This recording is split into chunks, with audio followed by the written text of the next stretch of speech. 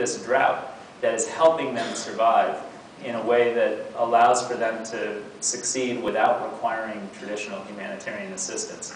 Those are the types of modern partnerships between corporate partners, insurance actuaries, NOAA and other partners that have information that can be verified and used that we can now bring to bear on this larger task of ending hunger and poverty for good. And that brings us to our desire to engage all types of Americans in this effort in a deeper and more profound way. We've launched, together with the Ad Council, many of you in this room, and so many universities in particular around the country, an effort to bring visibility for this crisis.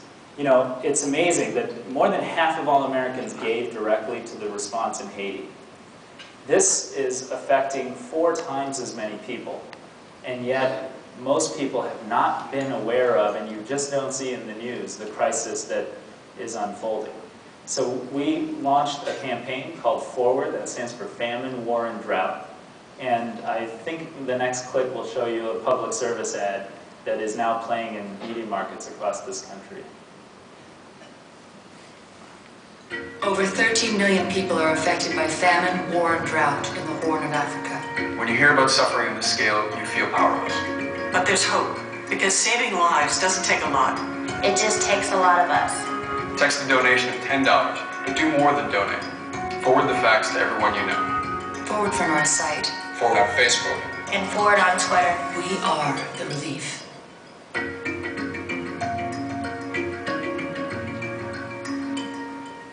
You know, we wanted to make the point that this is not about simply donating money. It's about Americans learning, being creative, engaging their technical skills or their corporate partners and trying to actually solve these problems for good. Today you can go to our website, usa.gov/FWD. You can text the word GIVE to 777-444, and we've organized a set of nonprofit partners, including the World Food Program and UNICEF, that will receive a $10 contribution when you make that text happen. And that $10 will feed a child for a week in one of those refugee camps. It's impossible for us to imagine that that's true, but that is in fact true. That's how cheap it is. But this isn't just about money. This is, you can download or forward these maps that will have tell you about the rainfall and drought. We have maps on here that have exactly what's happening to food prices in the region. We have migration pictures so you can see where people are walking from where and to in order to save themselves and their children. We have more information about our actual response. The great thing about the technology now is you can forward these maps to your friends, and as we update them, we're making this an open source platform and updating the data every day. As we update them, they will update, whether it's in your friend's email account or on your site. If you download this, these maps are live and are intended to represent the up-to-date information that we have that we want to push out so that we can encourage people to be more active participants in the overall response. So this brings us to what can we do to prevent these problems over time. And as Catherine mentioned, President Obama launched an initiative that we call Feed the Future at the very first G20 meeting that he had a chance to participate in. And if you remember what was happening at the time, the world's 20 biggest economies, their leaders were getting together in L'Aquila, Italy, to address the global financial crisis. And they made a commitment that even as we address that crisis, we need to recognize that these crises and volatility in global financial markets actually also affect the world's most vulnerable people in a deeply profound way. In fact, it was the food price spikes of 2008 that first reversed a trend that had been true for more than 3 decades. For more than 3 decades, every single year, our global community was moving more people out of a condition of extreme poverty and hunger. In 2008, for the first time, almost 100 million more people were added to the global rolls of people who go to bed hungry every night, and the number went above 1 billion people.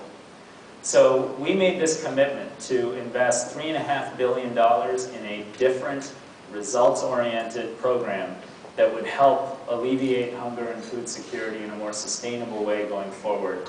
You can go to our website and learn more about it. Again, we want to be transparent with all of the investments we make so that we can demonstrate we're on track to achieving our goal. Now, this is a more confusing picture. Let me just say why I think this is so important. My team kept saying, don't show that slide, it's not that good. But I actually think this is one of the most important things we're doing. We are making public the results of our investments and our partnerships in Feed the Future. Our goal is to help move 18 million people out of a condition of poverty and hunger over the course of 5 years. And that includes 7.1 million children who are chronically malnourished. Now, I want to say something about that for a moment. You know, I come from an Indian American family. In fact, have some family friends here. And my grandmother is about 4 feet something tall. She's relatively short. And we always thought it was interesting that so many of my friends, their grandparents were so short. And then you come to this country and eat differently, and all of a sudden you're a foot and a half taller than your grandparents. Well, that's stunting. And that means that early in life, those grandparents didn't get enough nutritious food to eat and actually were stunted.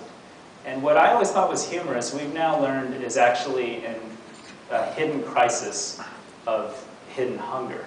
You know, that going hungry or not having the right types of food provided to you when you're in your first 2 years of life has long-term implications for your ability to learn, your ability to contribute to your economy. And now we've even seen MRI-based brain scan data that show that kids who are chronically malnourished actually don't have the same brain development as kids who are not. Their ventricles are larger, there's more fluid and less actual neuron matter. And so we now know that we need to track that outcome in addition to looking solely at incomes and poverty and access to calories.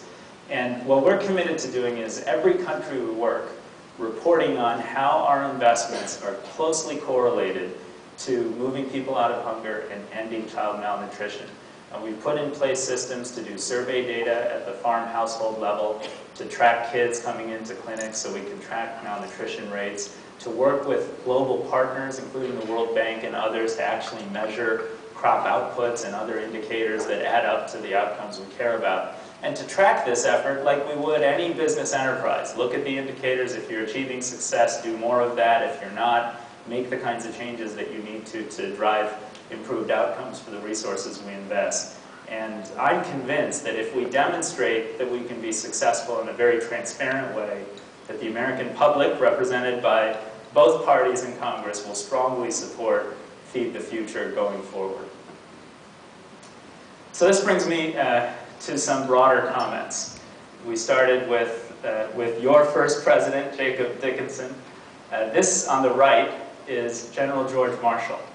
And he, of course, a friend of ours was talking about him, and who is a 4-star admiral himself. He said, you know, he's a 5-star general, and they just don't make them like that anymore. But he was, with the Marshall Plan, he also, of course, served as Secretary of Defense and Secretary of State. The Marshall Plan was one of our first big expressions of commitment to the development of other countries and communities. And of course, as you all know, that major commitment to Western Europe and rebuilding Europe not only earned Secretary Marshall the Nobel Peace Prize, but it resulted in a lesson to our country that when we invest in the success of our partners abroad, we make ourselves safer and more prosperous.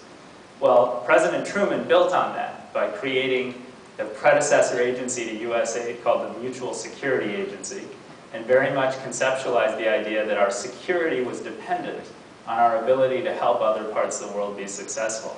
Yes. John F. Kennedy, 50 years ago this month, created the U.S. Agency for International Development to add to that basic concept the idea that when we fight abroad for human dignity and our basic American values, that we are investing in creating the kind of world we want to live in over the long term.